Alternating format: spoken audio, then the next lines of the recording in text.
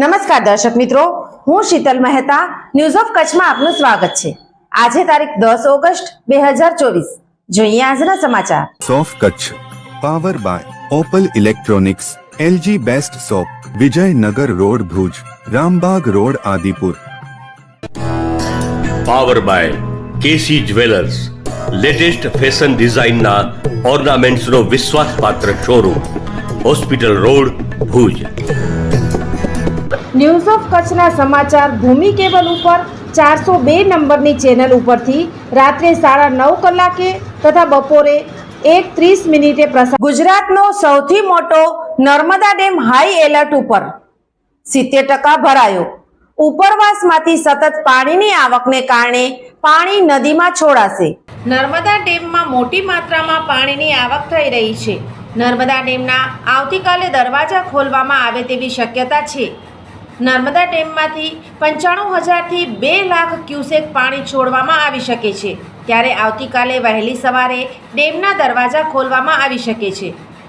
સરદાર સરોવર નર્મદા ડેમની સપાટીમાં ધરખમ વધારો થઈ રહ્યો છે. નર્મદા ડેમ સિઝનમાં પ્રથમવાર 132 મીટરથી વધારે ભરાયો છે. નર્મદા ડેમ તેની મહત્તમ સપાટી માત્ર 7 મીટર દૂર છે.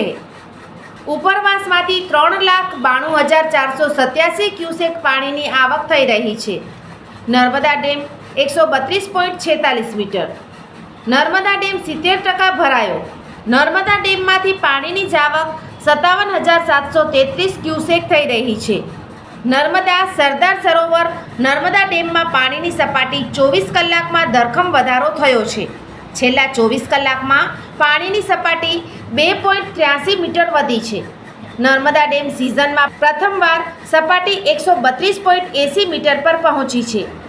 ઉપરવાસમાંથી 3,93,213 ક્યુસેક પાણીની આવક થઈ રહી છે. નર્મદા ડેમમાં 3,929 MCM લાઈવ સ્ટોરેજ પાણી છે, તો નર્મદા ડેમ 80% ભરાયો છે. રિવરબેડ પાવર હાઉસમાંથી 43,332 ક્યુસેક પાણી નદીમાં છોડાઈ રહ્યું છે. કેનાલ હેડ પાવર હાઉસમાંથી 15,121 ક્યુસેક પાણી છોડાઈ રહ્યું છે. ડેમની મહત્તમ સપાટી 138.68 મીટર છે. વડોદરાના નર્મદા અને ઢાઢર નદીના કાંઠાના ગામોને એલર્ટ કરાયા છે. નર્મદા ડેમ અને દેવ ડેમમાંથી પાણી છોડવાને લઈ એલર્ટ કરાયા છે. ઢાઢર નદીના કિનારે આવેલ 36 ગામો અને નર્મદા નદીના કિનારે આવેલ 25 ગામોમાં એલર્ટ મુકાયું છે. નદીમાં પૂર આવવાની સ્થિતિમાં સાવચેતી રાખવા તેમજ સુરક્ષિત સ્થળે ખસી જવા તંત્રએ અપીલ કરી છે. સરદાર સરોવર ડેમની કુલ સંગ્રહ શક્તિ 9,460 મિલિયન ક્યુબિક મીટર છે. હાલમાં સરદાર સરોવર ડેમમાં સંગ્રહ શક્તિના 70% એટલે કે 6,622 મિલિયન ક્યુબિક મીટર પાણીનો સંગ્રહ થતાં ડેમમાં પાણીની સપાટી વોર્નિંગ સ્ટેજ પર પહોંચી છે.